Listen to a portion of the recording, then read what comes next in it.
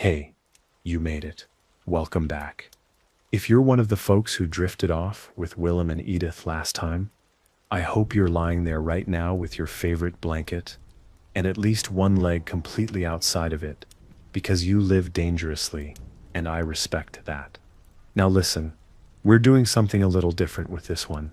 Today, I'm sharing the ultimate guide to the best sleep hacks medieval peasants used. And yes, it sounds ridiculous. But you know what's more ridiculous? That we're out here in 2025 using noise machines, blackout curtains, sleep tracking rings, and still waking up feeling like a disappointed potato. Meanwhile, peasants with no insulation and a floor made of dirt were sleeping like medieval babies. So maybe, just maybe, they knew something we don't. And I'm gonna walk you through all of it, slowly, quietly, one story at a time. So while you're settling in, take a second, hit that subscribe button if you haven't yet, and drop a comment telling me where you're listening from and what time it is for you. I love reading those at absurd hours when I should be asleep, like a responsible adult. Let's start with the first and most essential hack: physical exhaustion so complete that sleep wasn't optional, it was gravitational. Meet Beatrice, a flax spinner in the village of Crowthorne. Beatrice wakes up before the sun because the sun is lazy and she isn't. Her morning routine consists of stepping over 3 chickens, narrowly avoiding a chamber pot, and pulling on a wool dress that hasn't been washed since the last saint's day.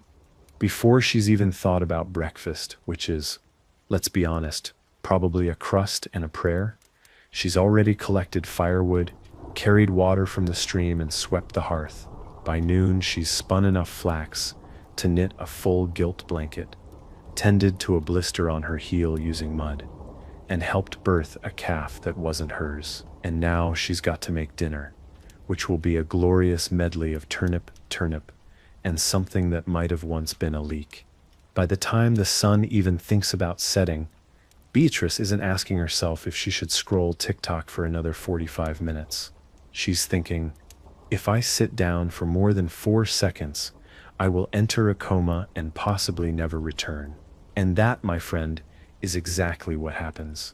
See, one of the peasants' greatest sleep tricks was earning their sleep through the art of complete bodily devastation. No sleep tracker needed. If your feet are numb and your spine feels like a cursed ladder, you're not lying awake with thoughts. You're dreaming before your eyes even close. Now, let's talk about co-sleeping. But not the cute kind.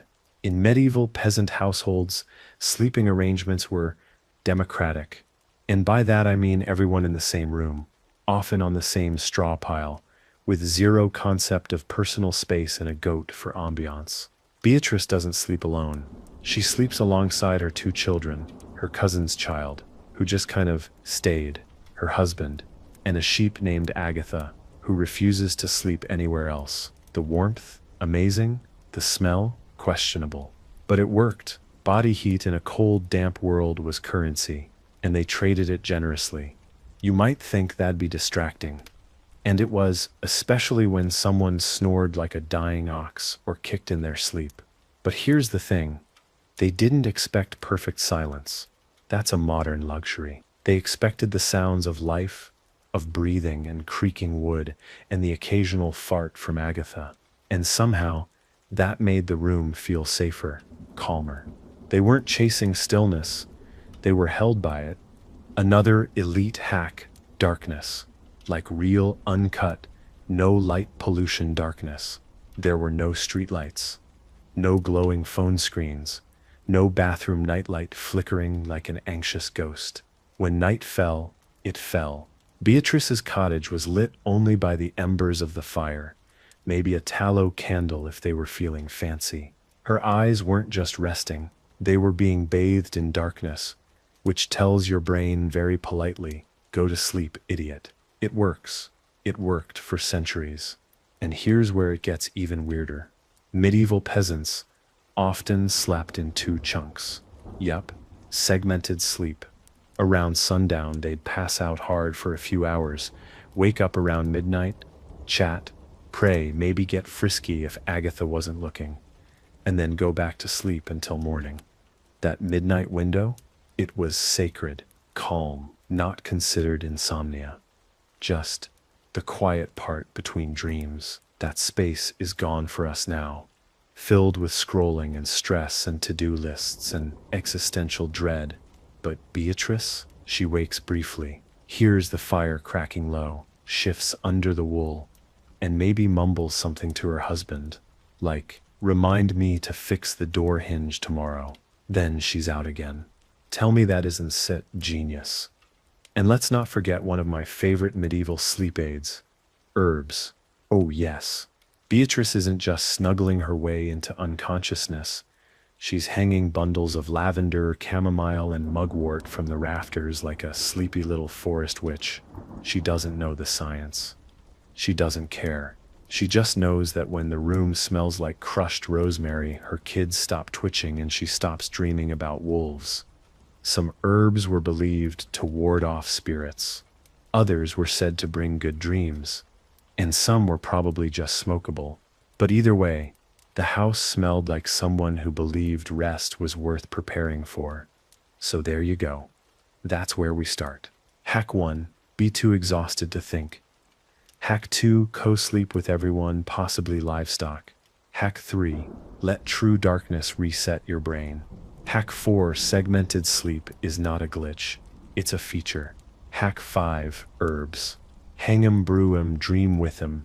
And remember, Beatrice didn't have melatonin gummies. She had raw physical labor, a goat, and the unshakable belief that if she didn't sleep now, she wouldn't survive the next turnip season. And somehow, it worked better than anything you'll find at a wellness store. Still with me? Still floating in that slow rhythm, curled up in your own version of medieval coziness? If you are, I'll keep going. So, now that you know the basics, being physically ruined by sunset, sleeping with all your loved ones, and at least one judgmental farm animal, embracing pitch black darkness, waking up at midnight like it's a scheduled intermission, and marinating your sleep area in herbs, you'd think that's the end of medieval peasant sleep magic. Oh no, we're just getting comfortable. Let's talk about one of the most underrated sleep hacks from this era, seasonal sleep surrender. That's right, medieval peasants were not, as some modern motivational gurus might put it, grinding through the winter. They weren't doing cold plunges at 5 a.m. and conquering anything. They were hibernating like sentient potatoes. Let's go back to our girl Beatrice. It's January. The fields are frozen, the paths are iced over, the air hurts. And Beatrice, being a professional in the art of not dying, takes the most obvious approach. She slows down, way down. Wake time? Later than usual. Workload? Reduced to whatever doesn't involve frostbite or soul loss. Daylight is minimal, warmth is a rumor, and food is rationed. So of course the best option is to just sleep more. That's right. She's not lazy. She's economically unconscious. And the best part? Society expected this. They were allowed to rest more in winter. Not just because they were tired, but because everyone from nobility to the dude with one boot understood that winter was for survival, not productivity. Imagine living in a world where your boss expected you to sleep more in winter. And sure, there were some tasks. Fixing tools, feeding animals, avoiding death, but no one was shaming peasants for sleeping 12 hours in January. That was just called not freezing to death. Now, let's discuss the bed itself. You're probably picturing something romantic, rustic, maybe hand-carved out of oak, covered in furs and linen. Stop. Just stop. Beatrice sleeps on a straw mattress that is actively composting beneath her, stuffed with last season's chaff and hope. Some families even shared a literal hay pile with everyone crashing in their corner like it's some sort of sad, medieval Airbnb. But, and this is important, it worked. Straw was breathable. It was insulating. It was available. And best of all, it could be burned and replaced when it got too funky. Hygiene? No. Strategy? Yes. And don't worry, They upgraded eventually. In better years, the mattress stuffing evolved into feathers. If you were rich or bracken, if you lived near a forest and weren't afraid of bugs. Bracken had a springy texture and even a smell that repelled pests. So if you ever end up sleeping on ferns in the woods, just know you're being historically accurate. Now here's a fun one. Bed curtains. You've seen them in movies, rich people closing their ornate canopies. But even peasants had their version. If Beatrice had a decent year, she might have hung up some old cloth, or even stitched together rags around the sleeping space to block out drafts. This wasn't for luxury, it was thermal insulation. In a one-room cottage, every scrap of fabric was a fortress against the wind. And let me tell you, once you've bundled into a straw nest, under 3 layers of wool, inside a curtain cocoon with your husband, 2 kids, and an angry goat snoring at your feet, your body doesn't ask to stay awake. It shuts down like a medieval Windows update. Speaking of bundling, let's talk sleep clothes. Or, more accurately, the single garment you wore all day, then all night, then again the next day until spring. Beatrice isn't slipping into silk pajamas. She's in a heavy wool shift, maybe a second one in winter. Layers were life. She's probably got socks on if she's lucky, and a coif or linen cap to keep her head warm. The goal? Preserve every molecule of body heat. Looking cute? That's for rich people and ghosts. Even kids were bundled, like regretful burritos. Parents would literally tie them into their blankets to keep them still, like some kind of medieval swaddle hog-tie hybrid. It sounds intense, but hey, it kept them warm and unconscious. Now here's a darker one, and maybe my favorite. They slept like people who knew they might not wake up. I mean that literally. Before falling asleep, it was common to say a prayer asking for safe passage through the night. As in, if I die before I wake, and they meant it. Death wasn't some distant concept. It lived next door, sometimes in your lungs, sometimes in your soup. But that didn't mean they feared sleep. It meant they respected it. Going to bed was crossing into something sacred. A small death, a holy pause. So every night, they let go with intention, with surrender, with a whispered prayer and a house full of soft breathing. And I think that's the biggest sleep hack of all. Not the straw, not the herbs, not even the goat, but the idea that rest was not a privilege or a hobby. It was survival. It was sacred. It was allowed. So if you're still lying there now, half draped in your blanket, listening as your eyes blink slower and your thoughts melt at the edges, maybe give yourself the same permission to rest like a peasant, to sleep like it's your only job, to lie down without guilt, without the noise, without the nonsense. Just you, the dark, and the breath that says you made it through another day. And if you're not asleep yet, good, because I've got more where that came from. Let's go deeper. Because, sure, we've talked about the how straw mattresses bundled kids, co-sleeping with half the population of a barn. But what made medieval sleep really work was the when timing was everything. Here's the truth. Medieval peasants didn't sleep on modern schedules because modern schedules didn't exist. Beatrice wasn't trying to sync her REM cycle with a 9 to 5 and a 6 p.m. bear class. She had sunlight and instinct. Her body told her when to rest, and her world allowed it. Radical idea, I know, but imagine a life where you fall asleep when it's dark, and wake up when it's light, and no one calls you lazy for doing that. Imagine a culture where sleeping when tired isn't considered weak. It's just life. You see, they followed what we'd now call a circadian rhythm, but they didn't need a YouTube biohacker to explain it to them. Their exposure to natural light, real soft dawn and dusk light, meant their melatonin wasn't getting kicked in the teeth by LED bulbs or late-night doom scrolling. They didn't lie awake trying to hack sleep. Their eyes told their brains, "It's dark now," and their brains said, "Cool, let's shut down." No second guessing. And you know what they didn't have? Alarms. No medieval peasant ever woke up to the sound of a digital banshee screaming from their nightstand. They woke up because the chickens did, or the sun, or more often, the fact that someone was already walking past their face with a log and no regard for boundaries. But the pressure to wake up before you're ready, that came centuries later, along with cubicles and performance reviews. This leads us to another subtle but powerful peasant sleep advantage: flexibility. Beatrice didn't live by the clock. Her world was ruled by seasons and sunrises. If she needed to nap during the day, she did. It wasn't slacking, it was practical. Sometimes she'd sleep twice in the same night. Sometimes she'd nap by the fire while her stew simmered. No shame, no hustle guilt. Just following the rhythm of a body that's been hauling water and chopping roots for hours.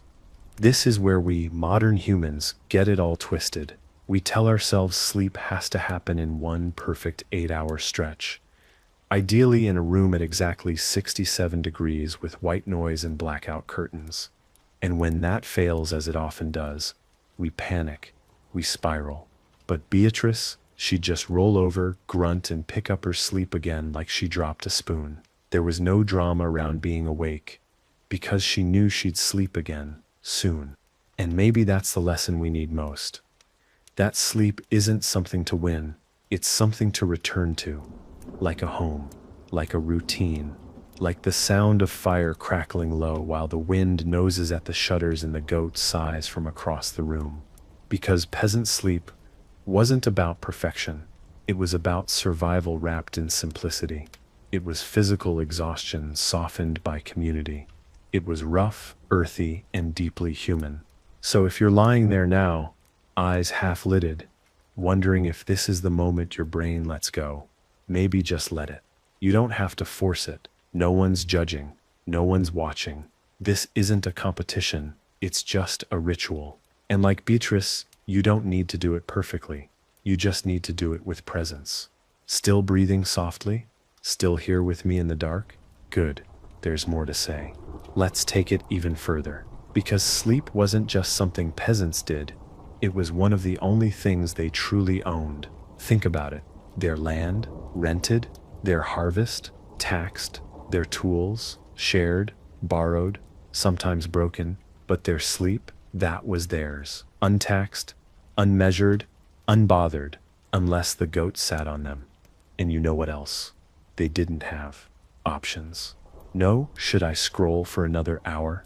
No, maybe I'll get up and check my email. No emails, no scrolling, no soft glow of consumer-grade anxiety radiating from a pocket-sized dopamine slot machine. They had night, just night, and maybe a candle that was literally too expensive to burn unless someone was giving birth or actively dying. Which meant sleep was their entertainment, their recovery, their medicine, their escape. Not just rest, refuge. Let's go back to Beatrice. She's 37 now, which, in medieval terms, makes her an immortal crone with forbidden knowledge. Her joints hurt in a predictive sort of way. She can tell when rain's coming just by breathing, and that makes sleep even more important. Not optional. Not a wellness strategy. A physical reset button. By the end of the day, she's done her usual. Walked to the stream, hauled back water, plucked 4 feathers from an uncooperative hen, bartered for salt, made a broth out of things modern chefs wouldn't touch with gloves, and still managed to soothe a child with a fever, using a rag and a song that doesn't have real words. And now, with the cottage finally quiet, she lies down. But she doesn't rush to sleep. That's another thing we've forgotten. Peasants weren't scared of lying still. They didn't panic about falling asleep fast. There were no apps measuring their sleep efficiency. No one yelling about REM cycles on a podcast. Lying in bed, staring at the dark, that was normal. That was part of it. And what did they think about while they drifted? Not their inbox, not deadlines, not doom. They thought about whether the onions would come up early this year, whether mildew was really cursed or just bitter, whether the rooster had a soul, and if so, why it was this angry. These weren't problems to solve. They were thoughts to float on, Now, let's talk dreams. Because medieval folks didn't treat dreams like random nonsense. They treated them like messages, like symbols. They believed dreams came from God or spirits or the stew you shouldn't have eaten. They'd share dreams over breakfast. I dreamt of 3 geese in a pond could be the start of a theological debate. I dreamt Milda turned into a wolf, might get Milda excommunicated. Beatrice once dreamt she was flying, not with wings, but by climbing an invisible staircase into the clouds. The next day, she told her husband. He said that meant she was going to have a good harvest, or die. It was hard to tell. Interpretations were a bit loose. But here's the point. Dreams mattered. They made the night feel bigger than just sleep. They made it feel alive. And speaking of alive, let's go darker for a second. You knew it was coming. Because not everything about medieval peasant sleep was wholesome and herbal. Sometimes they had to sleep through sickness, through grief, through cold nights, where the wind howled like something wasn't quite human. They slept while rats skittered in the walls and the outside world got a little smaller each year. And they didn't always have comfort, or answers, or endings, but they still slept. They still closed their eyes, wrapped themselves in whatever cloth hadn't been chewed through, and trusted that rest was worth it, even if the world didn't feel safe. There's something deeply human in that, this small, almost rebellious act of lying down and surrendering, even when everything is uncertain, maybe especially then. So, if you're here now on your back or your side, maybe with one headphone in, blanket halfway over your foot, know this, you're not that different. The bed's different. The century's different.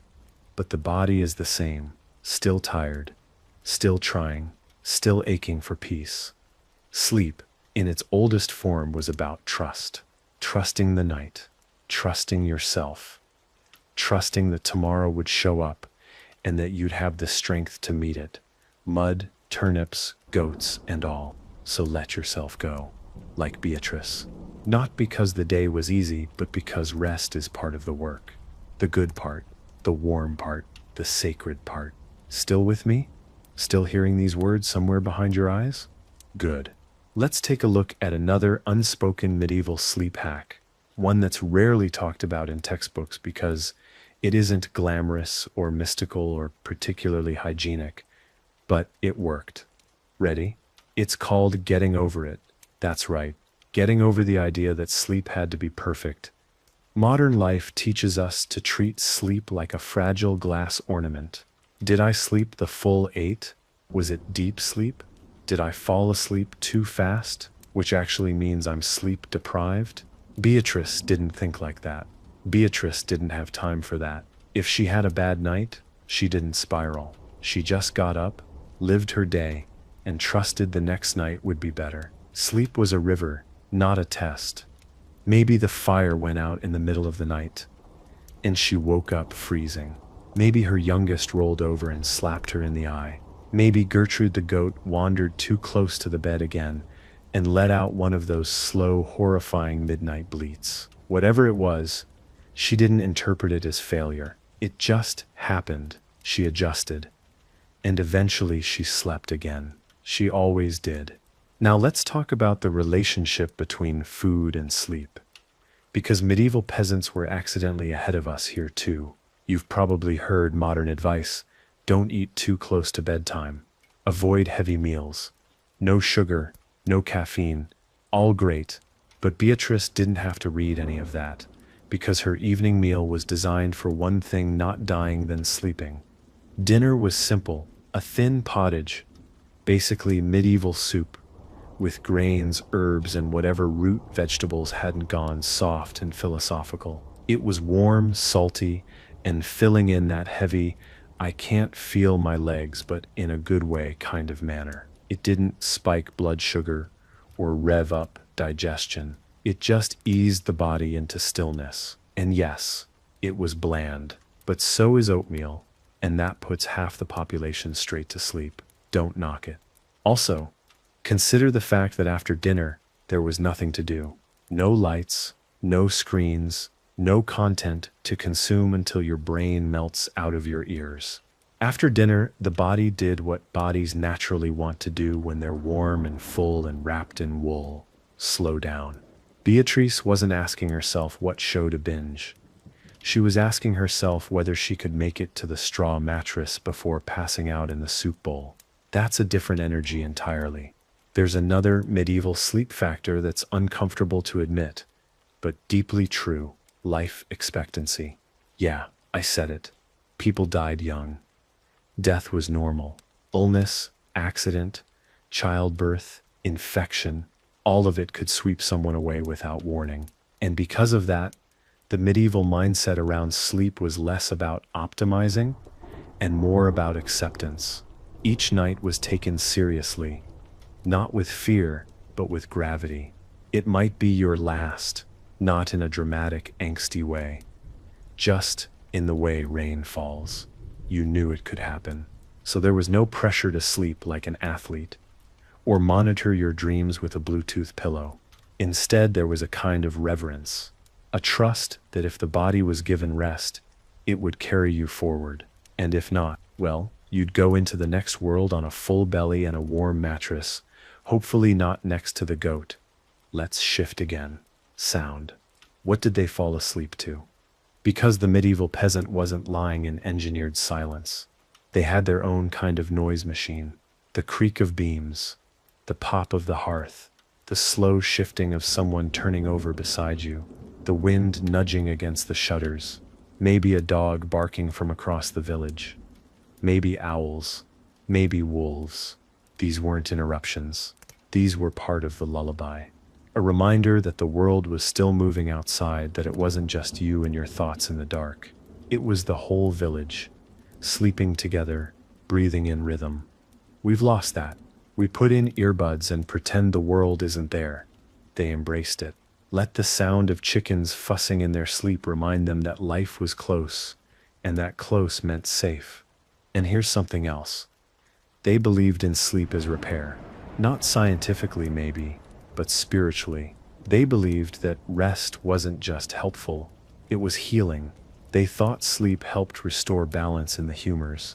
They thought it could soften madness, mend broken spirits, guide the sick back to health. That's why when someone was ill, the first advice was always, let them sleep.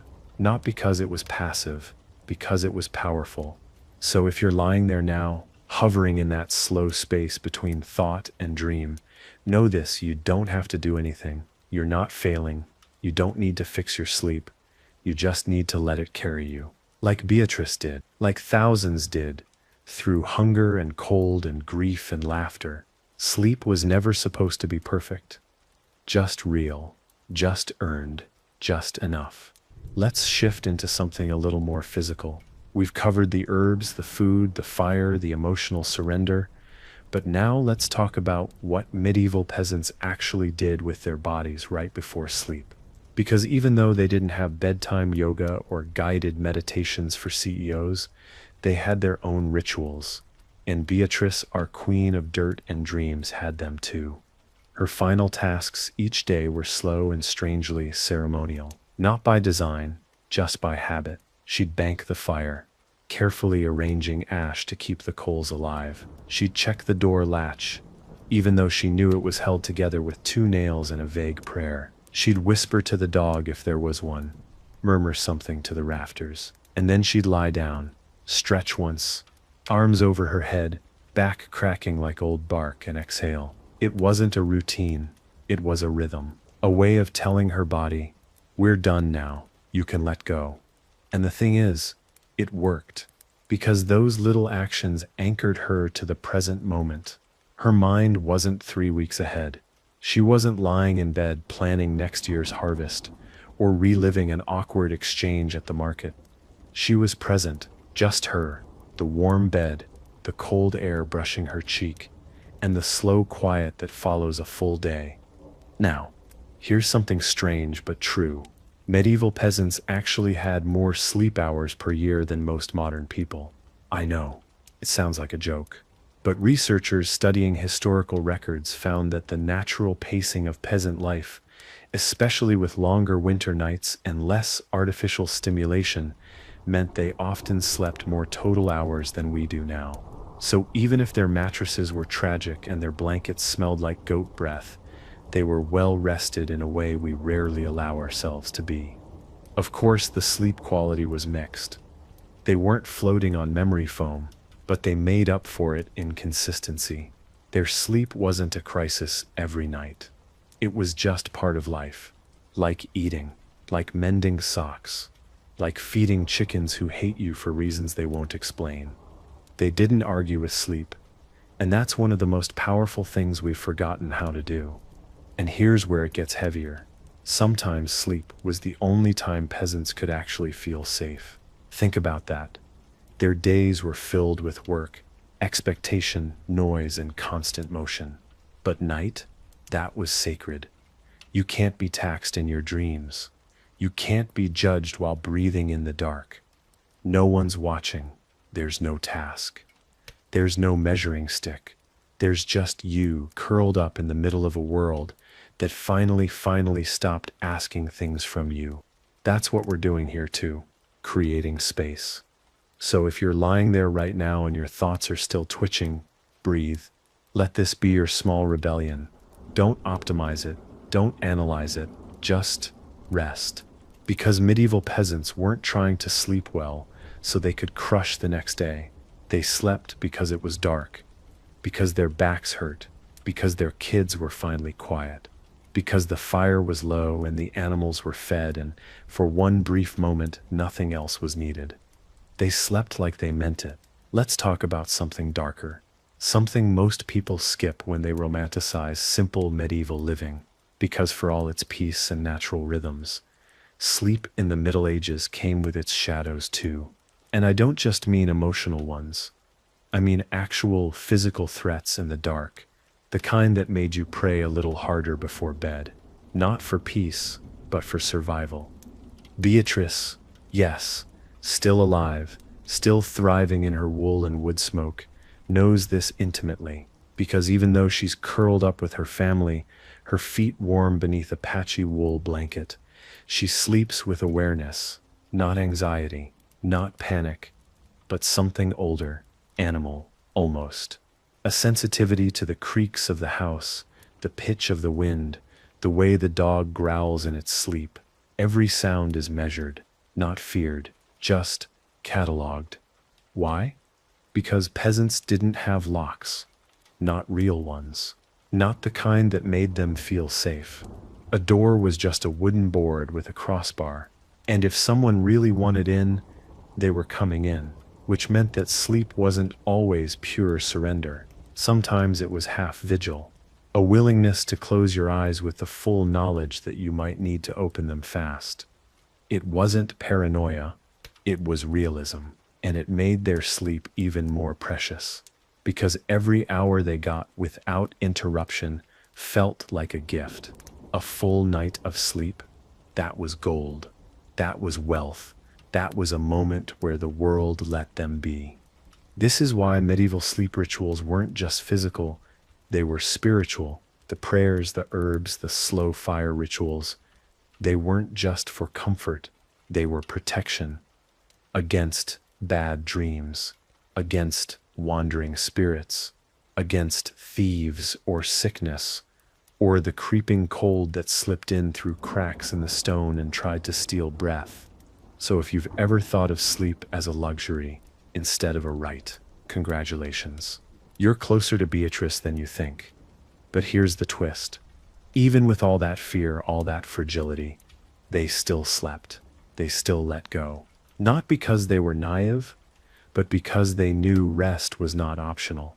You can't plow fields and raise children and survive pestilence and hunger without sleep. You just can't. And so they gave themselves to it.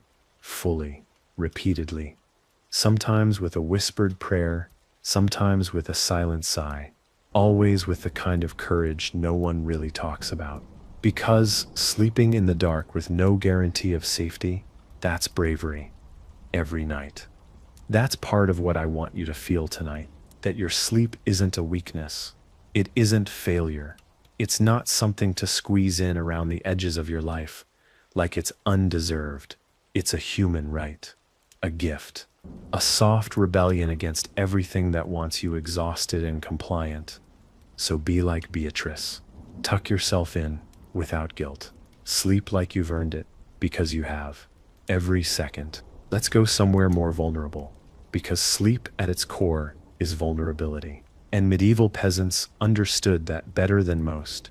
When you lie down in the dark, no weapons, no torch, no walls but straw and maybe a prayer, you're not just resting, you're trusting your family, your shelter, the world outside, yourself. Beatrice didn't call it vulnerability, she just lived it.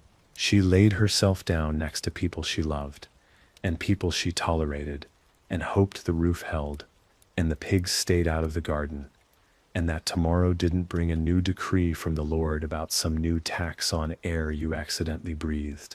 That happened once. It was a dark time. But in that vulnerability, something else grew, something we've mostly lost. Closeness, not emotional, physical, literal, skin against skin, breath, shared in the cold, arms tucked around backs, heads pressed into chests, feet tangled under coarse blankets, not because it was romantic, but because it was necessary. Warmth wasn't optional. Touch wasn't weird. It was survival. And the weird thing? That created sleep security. You knew without asking that someone else would stir if danger came, that the same cough you heard every night was still there, steady, grounding, that if the baby cried, you weren't the only one who'd wake. It was a net, a human web, a kind of safety modern bedrooms try to imitate with smart thermostats and white noise machines. But here's where it turns, because not every night was safe. Not every sleep ended in morning. Sometimes, someone didn't wake up, and there were no sirens, no ambulances, just the slow realization that something had changed in the shape of the bed, that someone was still, too still. And grief came in the same way sleep did, quiet, full, heavy as wool. And they'd bury them, and they'd weep, and then unbelievably they'd go back to sleep the next night. Same bed, same straw, same ache. Because what else could they do? They knew sleep didn't protect them from death, but it carried them through it, and sometimes that was enough. If that sounds heavy, it's because it is, but there's comfort in that weight. A reminder that you're not the first person to lie awake wondering about things you can't fix. You're not the first to ache and rest in the same breath. That's old, that's ancient, that's normal. Beatrice carried grief to bed with her, tucked it under the blanket like it was another child, let it breathe against her back until it dulled. And you know what? It never went away, but it softened, over time, with firelight, with quiet, with rest. So if you're here now, lying in your own dark, listening to this in the glow of a screen or the hush of a room that finally went still, you're not alone. You're part of something older than noise, older than electricity, older than fear. You're part of the long chain of humans who said, even now, even this, I'll sleep anyway. Let's talk about rhythm. Not the kind you dance to, but the kind that holds you up. Because one of the most powerful sleep hacks medieval peasants used had nothing to do with beds or herbs, or even exhaustion. It had to do with repetition, predictability, the holy art of doing the same thing the same way at the same time, every single day. Beatrice wasn't experimenting with polyphasic sleep schedules. She wasn't adjusting her bedtime because a podcast said 10:42 p.m. is the new optimal REM window. She went to sleep when the sun left, and she woke up when it returned, sometimes with a stretch, sometimes with a groan, but always with certainty. And in a world filled with chaos, weather, and the occasional violent chicken, certainty was rare. Sleep was where she found it. Every evening she wound down the same way. Not with blue light filters or an ASMR playlist, but with tasks, small anchoring tasks. Fold the cloth, Stir the coals, put the boots by the door, check the baby's feet, blow out the candle. These were more than chores, they were cues. They told her body, it's time, we're safe now, you can go. And it worked, because the brain loves rhythm. It loves knowing what comes next. Even now in your world, that's true. That's why bedtime routines work for children, and why they still work for adults. Even if we pretend they don't, Beatrice had one. She didn't call it that, she just lived it. And the payoff? When she lay down, her body believed her. It didn't argue. It didn't replay awkward conversations from the market or invent imaginary disasters. It recognized the pattern, the signal, and it obeyed. You might think that sounds boring, predictable, maybe even dull, but when you live a life of uncertainty, when the weather might ruin your harvest, and the Lord might raise your taxes and your neighbor might cough in a suspicious way for too many days in a row, boring is a miracle. Predictable is power. The truth is, medieval peasants didn't crave stimulation at night. They had enough of that during the day. What they wanted was stillness, not silence, not sleep perfection, just the peace of repetition, the comfort of knowing that, at least tonight, this small ritual would go uninterrupted. So what bet's your version of that? Is it brushing your teeth? Folding the same corner of the blanket? Hearing this voice? This exact sentence, night after night? If it is, I hope it sets working. Because this is your fire banking, your wool cap, your cue that the world is allowed to wait, that nothing else is required of you now except rest. And maybe that's the hack we need most. Not a supplement, not a strategy, just a ritual strong enough to hush the noise. Let's stay with Beatrice a little longer, because her world still has more to teach us. Not about surviving the night, we've covered that, but about something softer, something sacred. Let's talk about dreaming. In medieval times, dreams weren't background noise. They weren't dismissed as weird mental static or written off as side effects of eating too much turnip stew before bed. They were respected, interpreted, collected like stories passed down in whispers. Beatrice didn't roll her eyes at dreams. She listened to them. She might even start her morning with, I saw the river in my sleep again, and no one would ask if she needed help. They'd ask what the river looked like this time.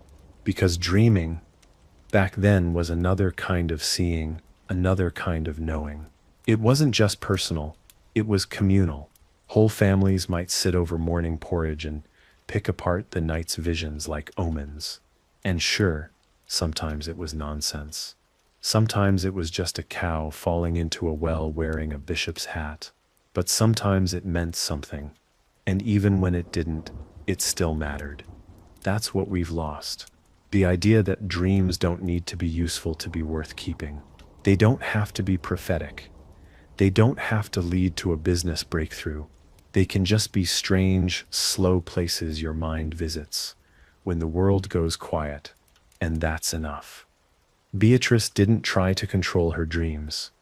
She didn't lucid dream or journal or optimize her REM windows. She just noticed, paid attention, gave them space. Like how she gave space to grief, or weather, or silence. And honestly, there's something in that, a lesson in letting go. Because we, the modern restless, treat sleep like a machine. We expect output, but Beatrice treated it like a mystery, not to be solved, just respected. So maybe tonight, if something strange finds you in sleep, don't shove it away. Let it linger. Let it be a guest. Let it wander through the rooms of your mind like a traveler, bringing gifts you don't understand yet. And if you're not asleep yet, that's okay too. Beatrice had those nights. Nights when the child wouldn't settle, when the wind sounded like voices, when the air felt thick with something unnamed. On those nights, she didn't fight it. She waited. Let her body settle slowly, like coals cooling under ash. Because rest still counts. Even when it's quiet. Even when it's incomplete. Even when it feels like waiting more than surrender. So wherever you are now, Eyes open, closed, somewhere in between, this moment still belongs to you. This soft dark, this gentle hush, this invitation to dream without pressure. And when you do drift off, let it be like she did, without apology, without effort, just sleep, raw and unpolished. Just a dream, waiting to show itself. Let's shift the lantern just a little and talk about something that never makes it into bedtime. Advice columns, weather. Not in the forecast sense. In the bone deep, you feel it even in your eyelashes kind of way. Because if there was one thing medieval peasants had to sleep through, it was the entire wrath of the climate. No insulation, no radiators, no apps warning them about feels like minus death. Just cold wind and an unspoken agreement with the sky. Please don't kill me tonight. And yet, Beatrice did sleep. She slept through snow that came in sideways, rain that found every crack in the thatch, wind that pushed through the cottage like a ghost looking for someone to blame. And you know how she managed it? Layers. Not just of fabric, but of adaptation. First layer, clothing. She didn't change into pajamas. That's cute. She just didn't take her clothes off. Day wear was sleepwear, especially in winter. Maybe she'd loosen a belt. Maybe a sock came off somewhere around midnight. But she slept bundled in the same wool and linen she worked in, because the goal wasn't elegance, it was survival. Second layer, fire, or the embers of one. The fire was the beating heart of the cottage, and every evening it was banked carefully under ash to last through the night. Not for light, there wasn't much to see at midnight anyway, just for warmth, just to keep frost from claiming the inside walls. Third layer, bodies. No shame, no awkwardness, just body heat shared because the alternative was frostbite. Kids curled into parents. Adults spooned like mismatched spoons, the occasional pig in the corner steaming gently under its own personal cloud of warmth. If a dog joined the pile, even better. No one said no. They welcomed it, because warmth was holy. Fourth layer, mental resilience. You learn to sleep through drafts when there's no alternative. You learn to ignore the creak, the drip, the scrape of bare branches like claws against stone. You learn to tell your body, this is safe enough, and that's the only lullaby you need. And that's what we forget. That sleep doesn't require perfection. It requires enough, not ideal temperature. Not a perfectly quiet room with a white noise machine imported from Scandinavia. Just enough. Beatrice didn't wake up every morning refreshed and glowing. Sometimes she woke up stiff, sometimes cold, sometimes curled like a comma, and hoping her back would unbend before sunrise. But she slept, because her body trusted the process, trusted that some nights would be better than others, trusted that sleep was not a performance, but a practice. So if your sleep isn't perfect tonight, good. Welcome to the club. You're in great company. Because Beatrice would tell you just being able to lie down and try again tomorrow is enough. There's no medal for flawless rest. Just the warmth of trying, the weight of your own breath, the quiet permission to be human. Let's talk about space, or more specifically, the complete lack of it. Because when we imagine medieval peasant sleep, we picture rustic charm, stone walls, maybe a cozy fire, some heirloom quality hay. But the truth is, Beatrice didn't have a sleep sanctuary. She had a room. One room for living, eating, arguing, boiling turnips, storing kindling, praying to saints, and sleeping beside a child who might kick her in the neck halfway through the night. And guess what? She still managed to fall asleep. Because for medieval peasants, sleep didn't require boundaries. It didn't need scented candles or a separate wing of the house or 10 feet of personal radius. It just needed a spot, a patch of ground, a wool blanket, and enough exhaustion to not care that someone else's toes were probably touching your spine. You want a sleep hack? Here's one. Lower the bar, way down. Medieval peasants didn't expect peace and quiet. They didn't expect privacy. They didn't expect a perfect mattress, or the ideal room temperature, or even a pillow. that didn't feel like a sack of betrayal. They expected company and drafty walls, and that if they were lucky, no one would throw up in the corner during the night. That was it. That was luxury. And somehow that expectation made sleep easier. Because when your standards are survival and shared warmth, your brain stops nitpicking. It doesn't lie awake, wondering why the neighbor's dog won't stop barking, or why your foot's a little too cold. It just checks out. It says, you made it through another day. You're horizontal. We're calling that a win. And here's the really human part. Sometimes Beatrice got up in the middle of the night, not for segmented sleep, not because it was part of a routine, but because her body said, you need a moment. Maybe the child was stirring. Maybe the wind knocked something off the shelf. Maybe she just needed to pee in a bowl and didn't want to trip over the goat. But she got up, moved around, adjusted, and went back to sleep. No guilt, no failure, no internal monologue saying, great, now the night sep's ruined. Just sleep, interrupted, then resumed, like breath.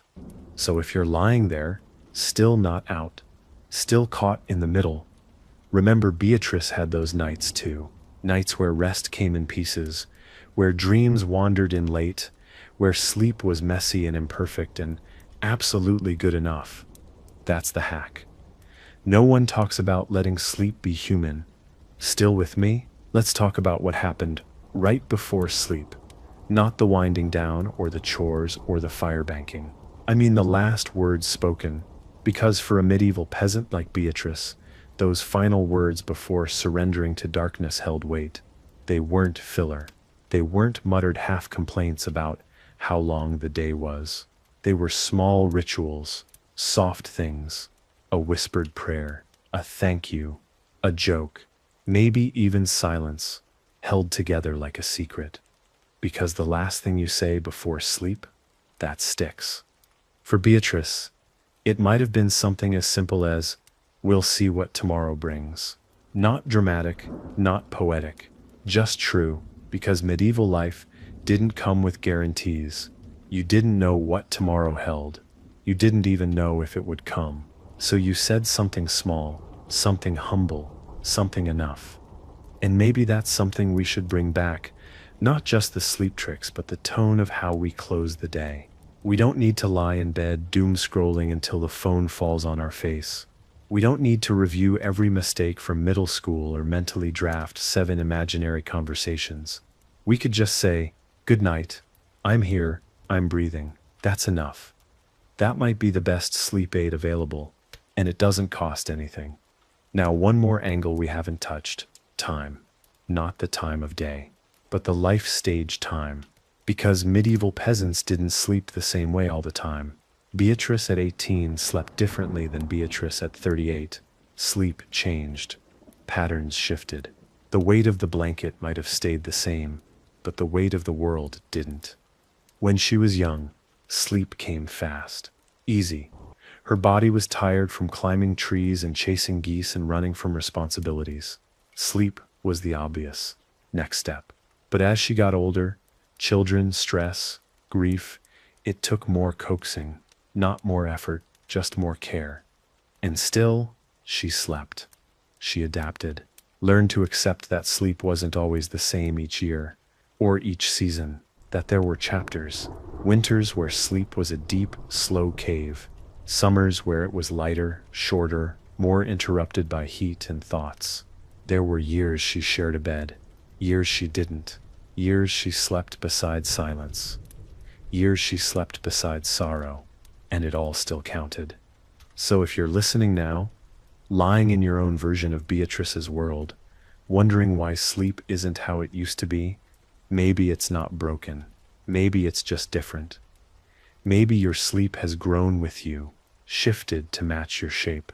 Maybe that's not a flaw, but a sign you're human. Let it be what it is tonight. No fixing, no forcing, just breathing, just being. Let's pull back the curtain on something else. Medieval peasants mastered without realizing it, accepting the night as it is, not trying to dominate it, not trying to outthink it, just letting it settle over everything like a second skin. For Beatrice, nightfall wasn't a transition. It was a truth, one that didn't ask for input. The sun left, and that was it.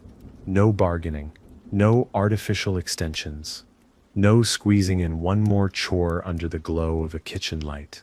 Just dark. And whatever you did inside it. In that sense, medieval peasants were closer to the earth than we are. Not metaphorically, but literally. Their days ended when light left. Their energy followed the sky. They didn't treat the night like a delay in productivity.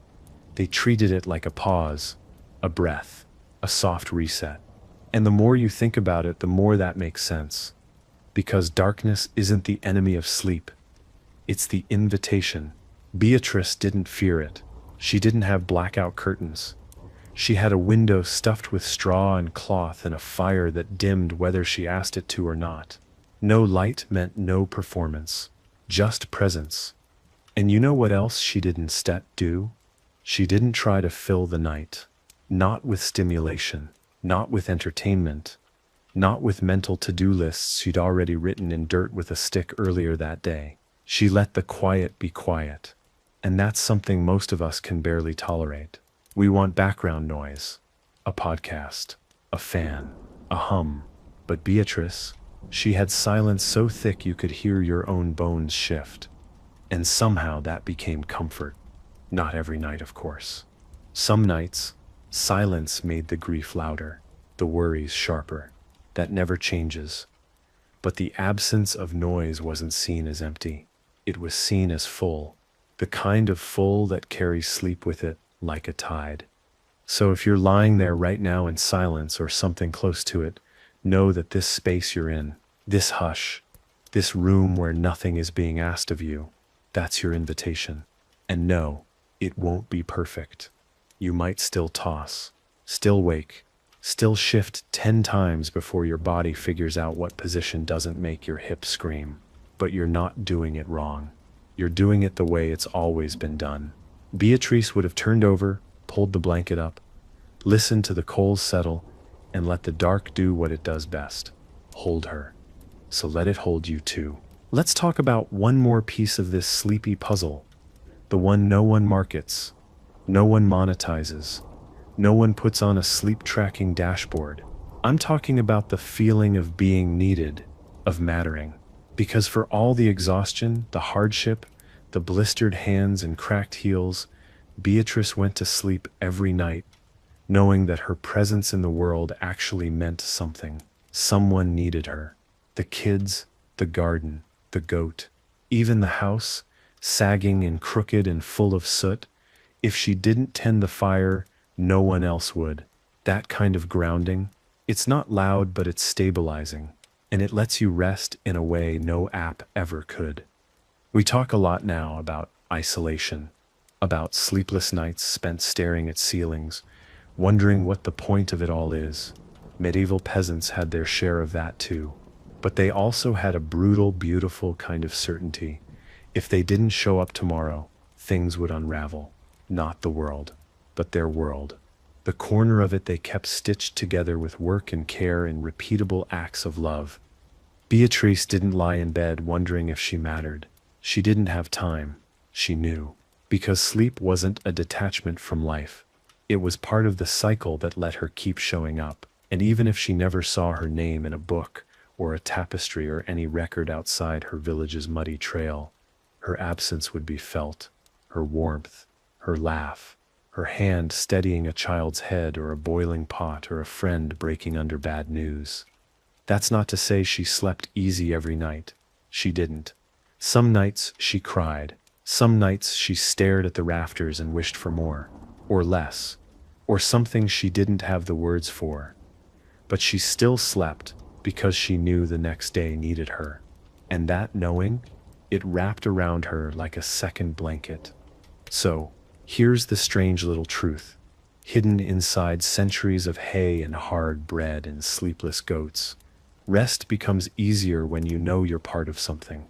When your life, even in its smallest form, sends out ripples that touch other lives. Maybe you forget that sometimes. Maybe no one tells you enough. So let me do it now. You matter. You've mattered all day. And even in sleep, you matter. You're not vanishing. You're just refilling. So tomorrow you can show up again, cracked and imperfect, and still needed. That's not sentimental. That's practical. That's medieval. We've talked about straw beds, freezing nights, strange dreams, goats with boundary issues. But there's another medieval sleep trick that's been hiding in plain sight. One that you and I rarely get to use, because modern life's too noisy for it. You ready for this? They didn't multitask their minds. Beatrice didn't go to bed thinking about 10 things at once. She didn't replay every conversation, rehearse tomorrow's worries, and spiral through an imaginary argument she might have next week. She had one thought, one concern, one goal, because that's all her brain had room for. And that wasn't a failure of imagination. That was clarity. Sleep wasn't squeezed into the margins of her life. It was the margin, a clean edge, where thinking stopped and being took over. You've probably felt it before, those rare nights when your mind just releases, when the thoughts go quiet, not because you force them to, but because something in you knows now is not the time. Beatrice lived in that space more often than not. Not because she was enlightened, but because the world wasn't constantly yelling at her from a glowing screen. She knew what it meant to rest her mind. Not with meditation apps, just with silence, with rhythm, with the predictable hum of her small life unfolding one steady moment at a time. And if her thoughts did get noisy, she didn't judge it. She didn't diagnose herself. She just laid there in the dark, listened to the fire crackle down to its bones, and waited for her body to catch up. That's the hack. No pressure to sleep. Just permission. That's what most of us are missing. We've made sleep a performance. We track it, grade it, feel bad about it. But Beatrice? She didn't care if she woke up once, twice, 5 times. She didn't care if the sleep was shallow or deep. If she woke up tired, she blamed the rooster and moved on. No shame, no stats, just another sunrise to meet. So if you're lying there now, thinking you're doing sleep wrong because your thoughts are still pacing behind your eyes, breathe. You're not broken, you're just alive. And eventually, like Beatrice, your mind will get bored of itself and wander into sleep without you even noticing. Let it. Let's sit with something a little more uncomfortable. Because medieval sleep wasn't always calm. Sometimes Beatrice didn't want to sleep.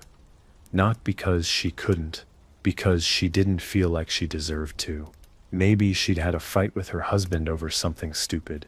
Maybe she yelled at the youngest when he knocked over the pot again. Maybe she spent the entire day snapping at people and couldn't find the grace to apologize. And now, lying in bed, she was left with the one judge no peasant could avoid: her own mind. But here's what she didn't do.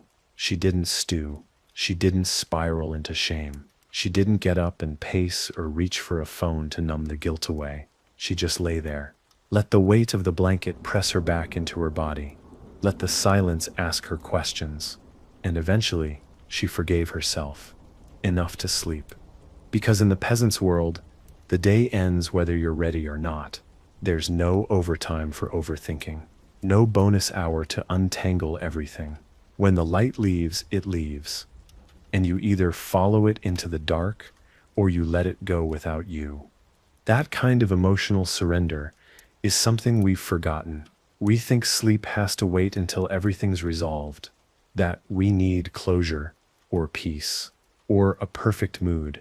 But Beatrice knew better. She knew that sleep could come to the guilty, the sad, the confused. That rest isn't a reward for having it all figured out. It's the space that lets you try again. She may not have had therapy, but she had the sky, the fire, a rhythm, a soft voice, maybe her own, maybe her mother's telling her that tomorrow would arrive, no matter how today ended. And that's a lesson modern life buries beneath 1,000 productivity lectures, that you don't have to earn sleep with success, or happiness, or closure. You just have to make it to the bed. There were nights Beatrice wept into the straw, and still she slept. Eventually, with swollen eyes and a sore heart. Because the body always wants to rest, even when the soul is noisy. And here's the quiet truth. Some of your best sleep won't come on your best days. It'll come on the days where you feel like a wreck, when you think you didn't do enough, when the voice in your head won't shut up and the weight on your chest feels like it's trying to become part of your ribs. That's when your body needs sleep the most. Not as an escape, as a reset. You don't need to wait until you're calm to sleep. You just need to trust that sleep will help you find calm on the other side. That's what Beatrice believed. Not because she read it, because she lived it, over and over, until it became part of her bones. So if you're lying there now, feeling like your head is too loud and your heart's a little crooked, this is still your night. This is still your rest. You don't need to fix yourself before you enter the dark. Just close your eyes, like she did. Not with confidence, with courage.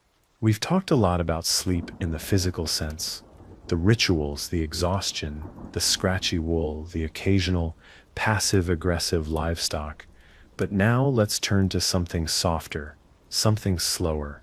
Let's talk about the way medieval peasants like Beatrice learned to wait. Because more than anything, sleep in that world was tied to patience, and not the performative kind. The real, raw, hard kind. The kind of patience that doesn't come from mindfulness apps. It comes from having no other choice. Beatrice didn't expect instant rest. If sleep didn't come right away, she didn't panic. She didn't count the hours left before dawn. She didn't do mental math about how wrecked she'd be tomorrow. She just waited, one breath at a time. Because sleep in her world wasn't a race, it was a rhythm, and rhythms take time. That's one of the biggest differences between now and then. Today we expect to fall asleep the moment we lie down, as if the bed is a button and our brains are supposed to obey. But Beatrice knew better. She knew sleep was a guest. Sometimes early, sometimes late, sometimes rude, but always eventually arriving. And that trust made the waiting easier. She would lie still, listening to the fire settle, the baby snore, the wind crawl through the thatch. And she'd let time do what it does best. Carry her. No resistance, no judgment, just time moving through her. And yes, there were nights she got restless. Nights when her thoughts picked at her like burrs in wool. But even then, she didn't treat it like failure. She just turned over, adjusted the blanket, and tried again. That's the real secret, repeating the invitation without demanding a response. If she was lucky, she'd wake in the middle of the night, what they called the first sleep, and feel that rich, dark pause, the space between. Not a mistake, not insomnia, just a natural break in the body's rhythm. She might rise, stoke the fire, say a quiet prayer, check the child, or she might just lie there, half awake, watching the shadows breathe, waiting for sleep to return without summoning it.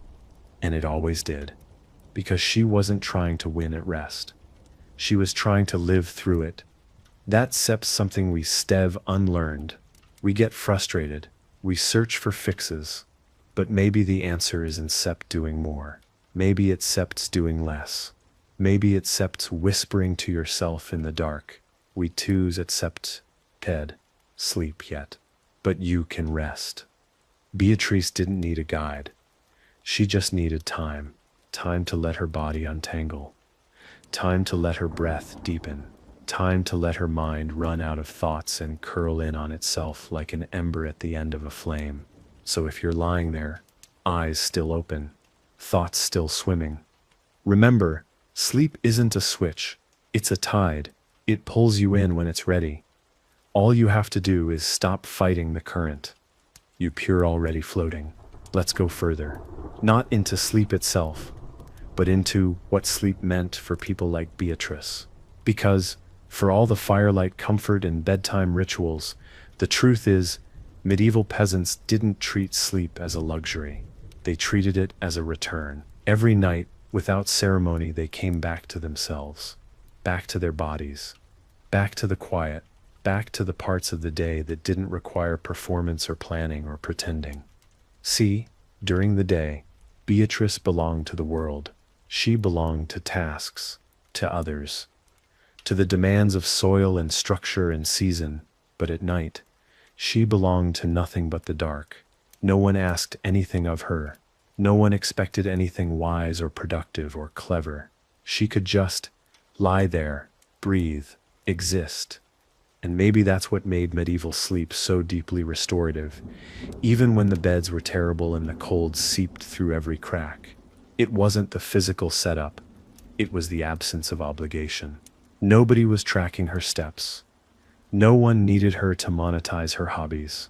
No one was sending messages at midnight with quick questions. When the sun went down, the world let her go, not out of kindness, just rhythm.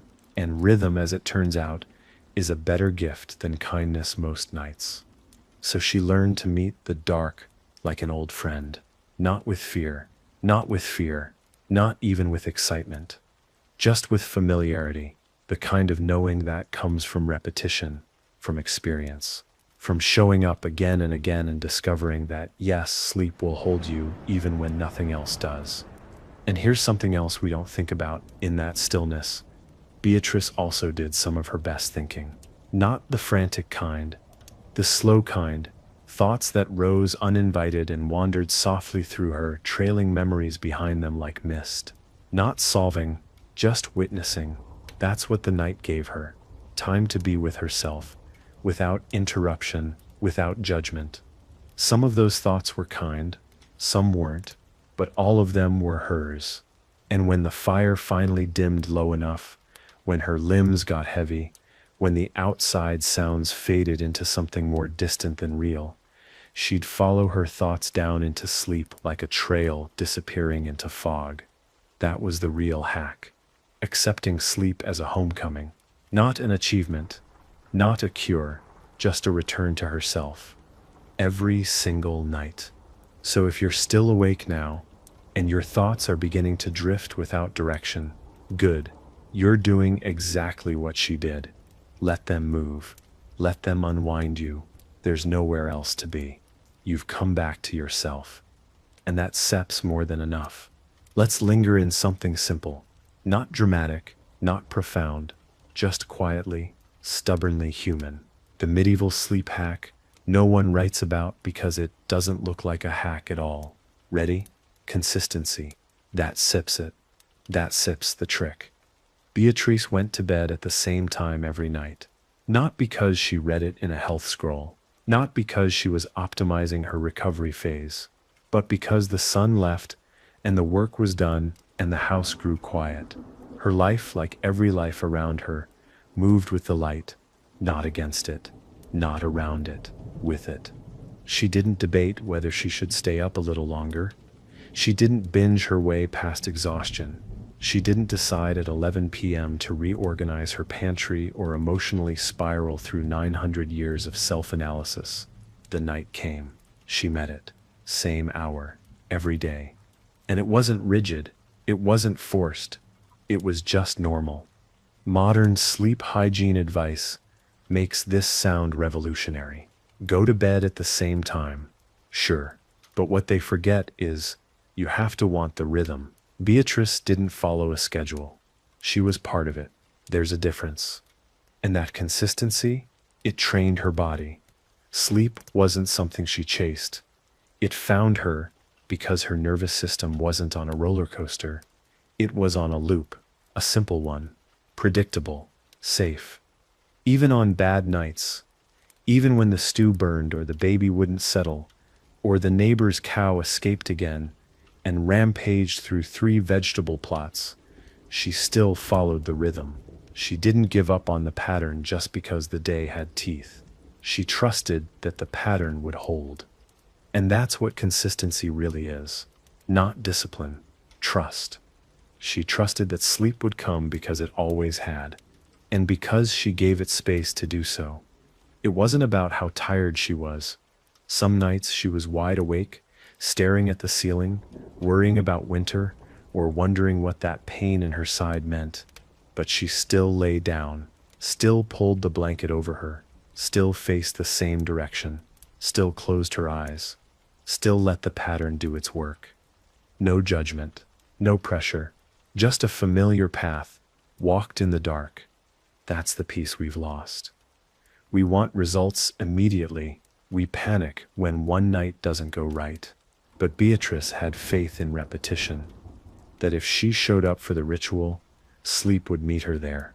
Eventually, maybe not the first hour, but it would come, and it always did.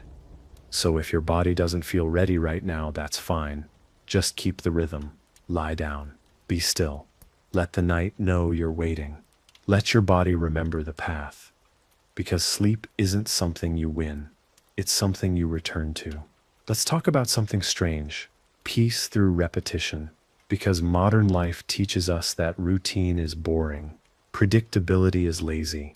But to a medieval peasant like Beatrice, predictability was freedom, not flashy freedom. Quiet freedom. The kind that comes from knowing what the next moment holds, and knowing it doesn't hold too much. Her days were hard, sure, but they were structured. Every morning looked a lot like the one before it. Fire, water, water, work, repeat. And her nights? Just as steady. Same fire banking, same bed, same breath. No surprises, no plot twists. Just the deeply comforting rhythm of life, refusing to rush her. That's something we've forgotten how to love. We're addicted to novelty, stimulation, constant change. But our nervous systems, they're still medieval, still built to respond to safety, through sameness, still soothed by what they can predict. That's why Beatrice could fall asleep so easily. Not because her life was easy, but because her mind wasn't whiplashed by chaos. She knew what came next. She knew how it felt. She could trust it.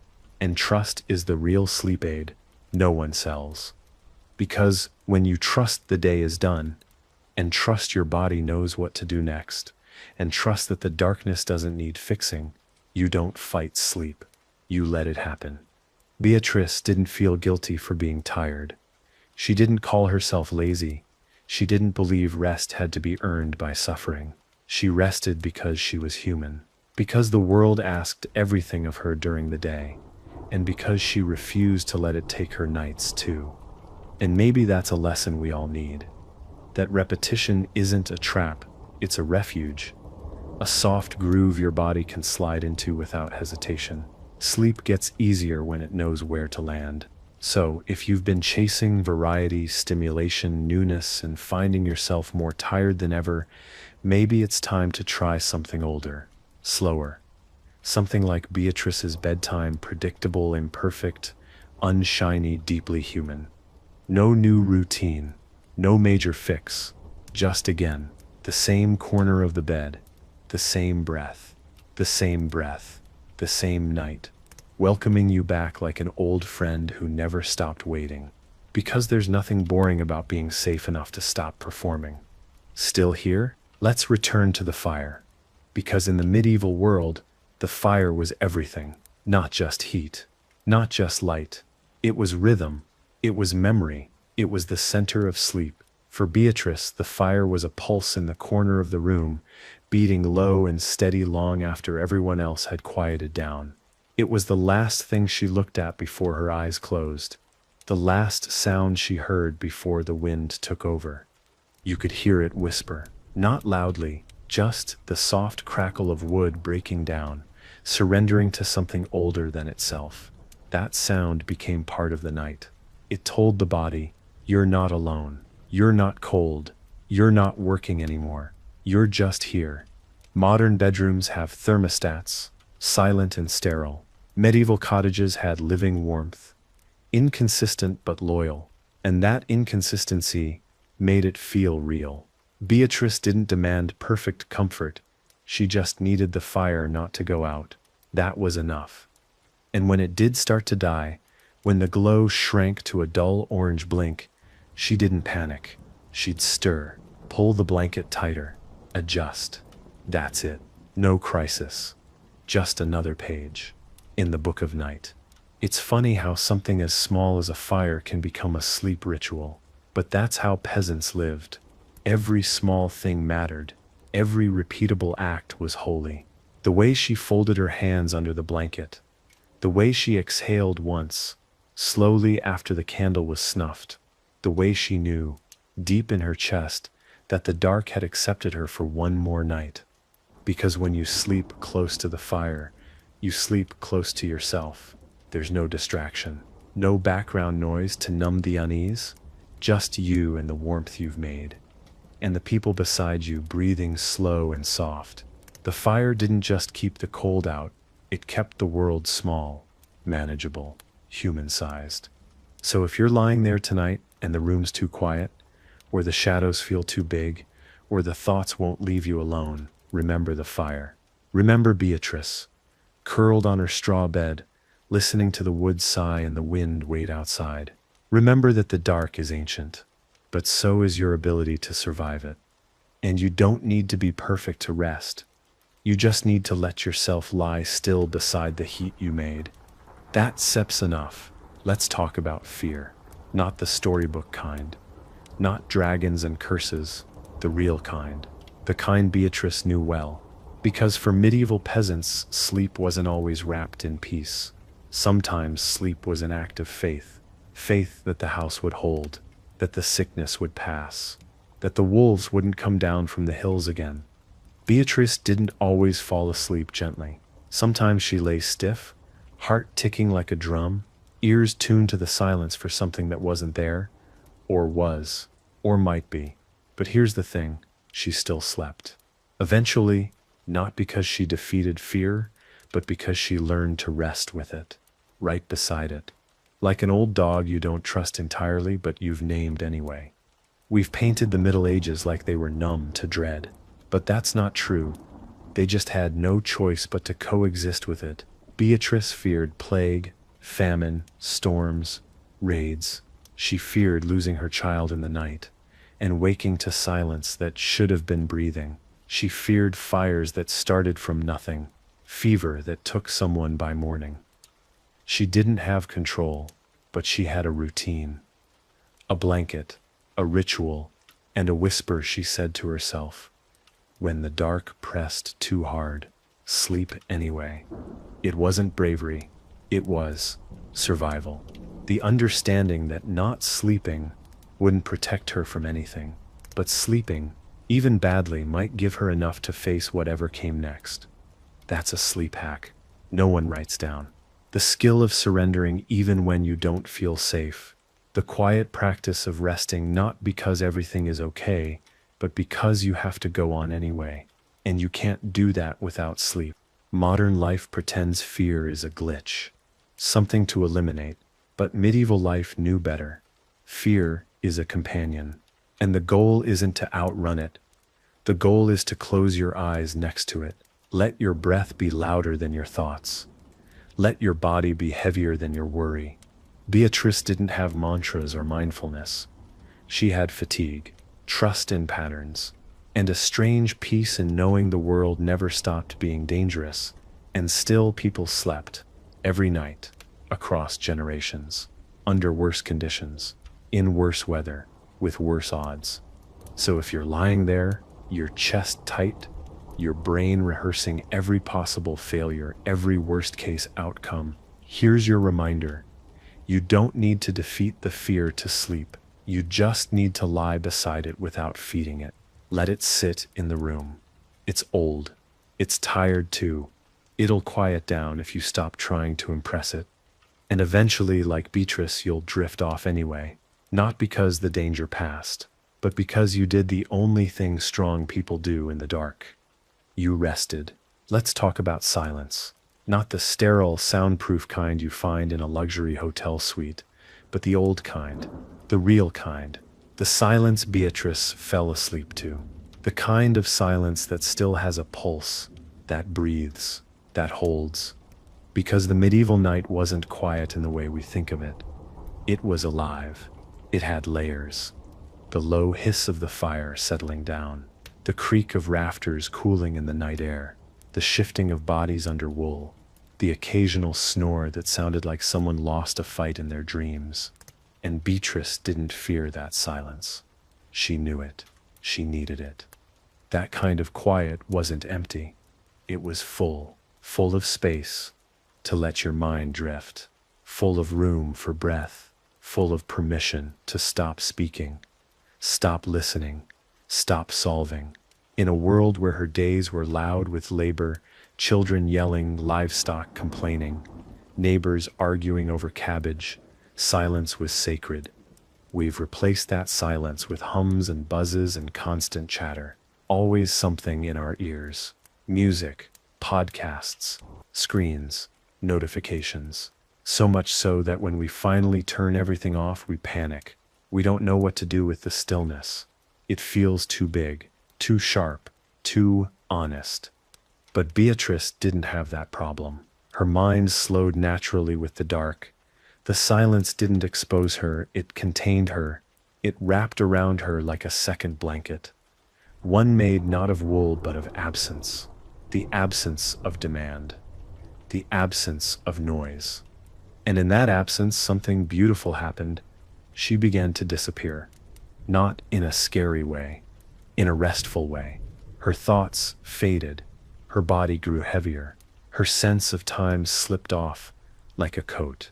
And in the quiet, without trying, without pushing, without effort, she was gone, not lost.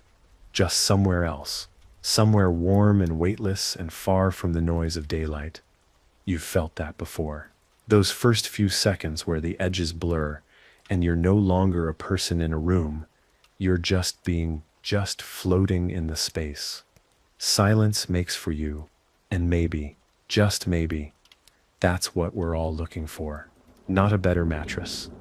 Not a stronger sleep supplement. Just a place to vanish into. A soft, soundless surrender. So tonight, if you find yourself lying in the dark and everything's finally still, don't fill it.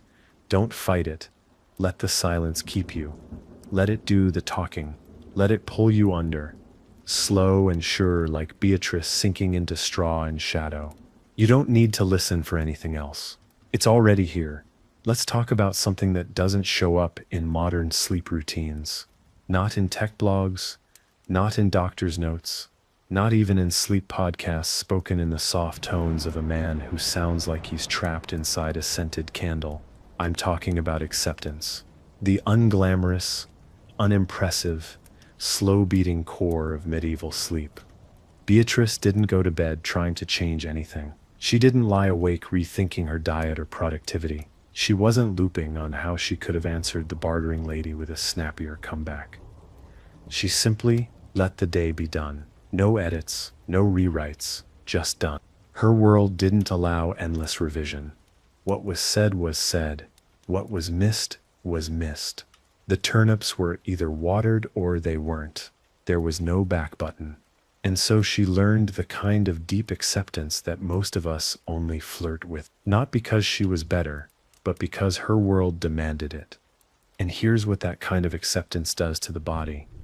It unlocks sleep like a key in a heavy, stubborn lock. Not instantly, not dramatically, but slowly, like wood swelling in the warmth. Like the mind unclenching its jaw. Beatrice didn't analyze her thoughts. She didn't journal before bed unless you count whispering her regrets to the ceiling in the same tone she used to ask if the goat had died. She didn't chase peace. She just assumed it would find her eventually, or it wouldn't. Either way, she'd sleep. Because she accepted that some things would remain unsolved. Some worries would sleep beside her like a loyal, annoying pet. And instead of fighting that, she just made room. And when you make room, sleep walks right in. Not quickly, not loudly, but it arrives. That's something no sleep tracker will teach you. That the opposite of insomnia isn't control, it's permission to let go. Even when you don't feel resolved, permission to rest inside an unfinished story, to lie still in a bed that isn't perfect, with thoughts that aren't tidy, and say, this is enough. Beatrice did that every night, not because she was wise, because she was tired. And because the world didn't give her the option to chase perfection, only the choice to keep showing up anyway. So tonight, let that be your choice too. Not perfection, not control, just presence, just softness, just the quiet act of lying here, in your body, letting the night do what it's always done, carry you, without needing to be convinced. Let's stay in that space between tired and gone, the drifting place. Because for Beatrice, that edge of sleep wasn't just a pause, it was a crossing, a threshold she stepped through every night, barefoot and bruised with nothing but trust to guide her. There was no fanfare, no finish line, just the slow unraveling of wakefulness. And then the drop. Modern people hate that drop. We try to skip it. We want sleep to be instant, obedient. We want to lie down and vanish, like flipping a switch on a smart bulb. But Beatrice knew the drop is the whole point. It's the falling, not the landing, that softens the world. It's the way your arms feel heavier than they should. The way your thoughts start making nonsense connections. The way your name begins to feel like something borrowed. That's not malfunction. That's arrival. We fight that arrival now. Distract ourselves. Delay it. Drown it out with noise, blue light, urgency. Beatrice didn't. She welcomed it. Or if she didn't, she at least didn't interrupt it. She knew that crossing took time, and that the quiet it brought wasn't a weakness. It was a message. A message that said, "You fra allowed to go now. You fra have done enough. You are enough." That kind of softness only comes when you stop trying to sleep and start surrendering to it. So tonight, as your thoughts start to dissolve at the edges, don't panic. Don't grab at them. Let them melt. Let the fire inside your mind dim without being snuffed. Let your breath thicken, deepen, slow. Let the day end without ceremony. Beatrice never made a moment of it. She just curled to one side, shifted once, settled, let her body lower itself like a stone into a warm river. There were no declarations. No, now I'm going to sleep. Just the slow permission of stillness. And when she crossed over, she didn't even notice. That's the beauty of real sleep. You're never there for the exact moment it arrives. You're only there until it takes over. You don't need to force that. You just need to stop standing in its way.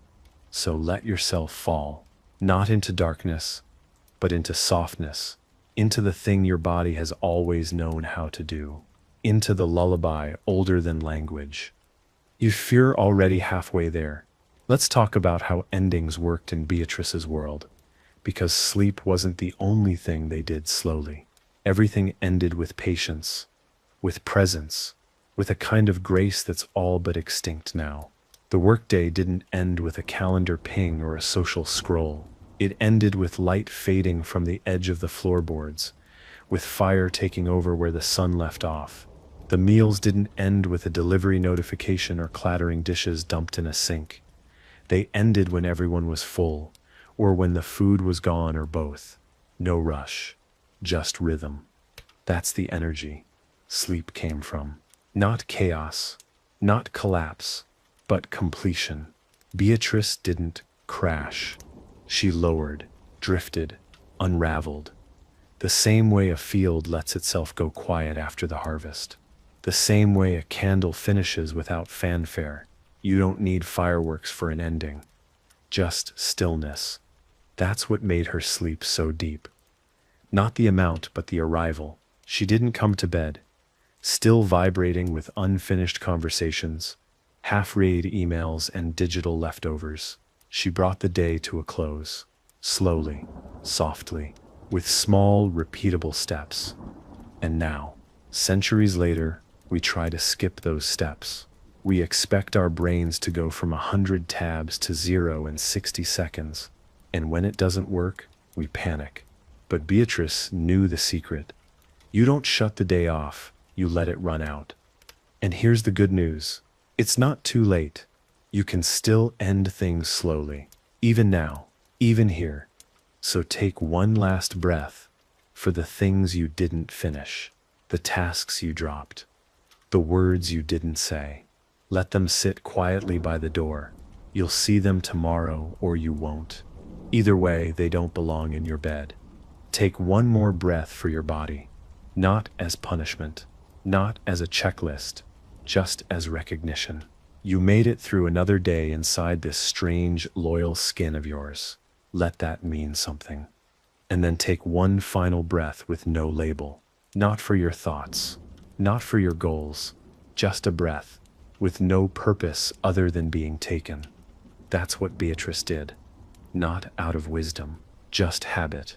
A rhythm so old it didn't need a name. So let that be enough. No dramatic ending, just the quiet fact that you're still here, still listening, still being, still breathing in the dark. Let's talk about time. Not the kind on a clock, but the kind that drips softly, unnoticed. The way sleep used to arrive before we started measuring it. In Beatrice's world, time didn't tick. It flowed. There was no sharp division between hours. No countdown to sunrise. No pressure to sleep fast enough to be useful. There was only the shape of the dark, and what you made of it. She didn't check how long it took her to fall asleep. She didn't count her hours. She didn't try to optimize anything. She just lay there, in a body that had done enough, on a bed that wasn't perfect, in a night that had no agenda, and she let time happen to her.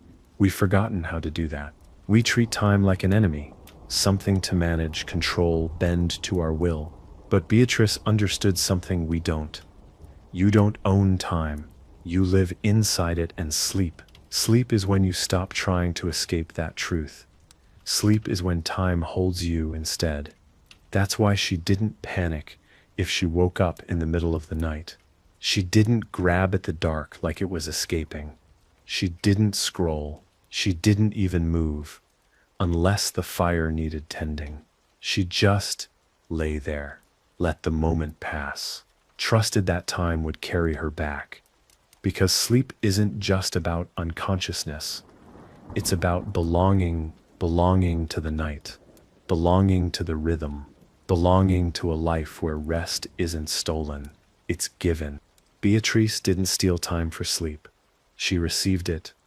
And maybe that's the most ancient hack of all, to stop trying to force sleep and start trusting the moment to be enough. Even if it's not quiet, even if it's not perfect, even if you're still awake right now, because this is part of it too. The stillness, the breathing, the voice, the waiting. You're not wasting time by resting without sleeping. You're soaking in it, letting the night wrap around you until it's ready to pull you under. That sips the rhythm. That tips the ritual. That sets the return. Let's begin closing the circle, not with a dramatic flourish, just the way Beatrice would have done it. Slowly, without spectacle, because for her, endings weren't grand. They were earned through repetition, softness, and the simple act of showing up again and again for the life she built. And sleep? It was the ultimate quiet ending, a closing line whispered every night. Half finished. There was no applause, no final thought, just that deep, ancient sigh the body makes when it's finally allowed to stop. That seps what we stir reaching now. In her world, Beatrice didn't count wins or losses before bed. She didn't review her productivity. She didn't feel guilty for things left undone. There was no spreadsheet, no calendar, no imaginary judge tallying her value. There was only this truth: she made it through the day. That was enough. So she went to bed the same way she did everything else, with presence, with breath, with the weight of the day finally letting go of her shoulders. And now you're here, doing the same. Maybe your day didn't feel like much. Maybe it felt like too much. But either way, you're here, lying still, breathing slower, letting the noise fall off the edge of your thoughts like water slipping off stone. That sip's not failure. That sip's the beginning of rest. Beatrice never knew a night where everything was perfect. The fire might have smoked. The roof might have leaked. Someone always snored. The goat was probably plotting something. But sleep didn't require perfection, only willingness. And that's what you've given tonight. You showed up. You let yourself be held by the dark instead of fighting it. You trusted the words long enough for the quiet to find you. That's the truest thing we ever do. Letting ourselves lie down in an unfinished world, with unfinished thoughts and say this is still enough to rest inside. So maybe you're already drifting. Maybe you're not. It doesn't matter. You're exactly where you need to be. This is where it ends. Not with a bang, not even with a whisper, just with the soft knowledge that you're allowed to stop now. You've heard everything there is to hear. Beatrice is asleep. The fire's burned low. The wind has forgotten your name. The day has left, and it's not coming back until it's had some rest too. And you? You've done everything right. Not because of what you did today, not because you're especially enlightened or efficient or organized, but because you showed up, you lay down, you listened, you breathed. That's all Beatrice ever did, and it was always enough.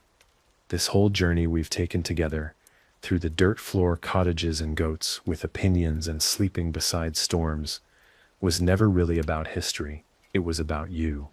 About remembering something your body already knows, that sleep is not a reward, it's a right, that rest isn't optional, it's sacred. And now, it sits here, right behind your eyes, right beneath your ribs, right at the edge of thought, where the words are starting to stretch into something softer than language. Beatrice is long gone now, curled in her bed, the weight of wool over her chest, the quiet warmth of a long, honest day still humming in her bones.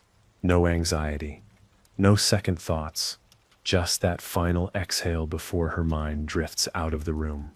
And you stir next. So whatever your breath is doing, follow it.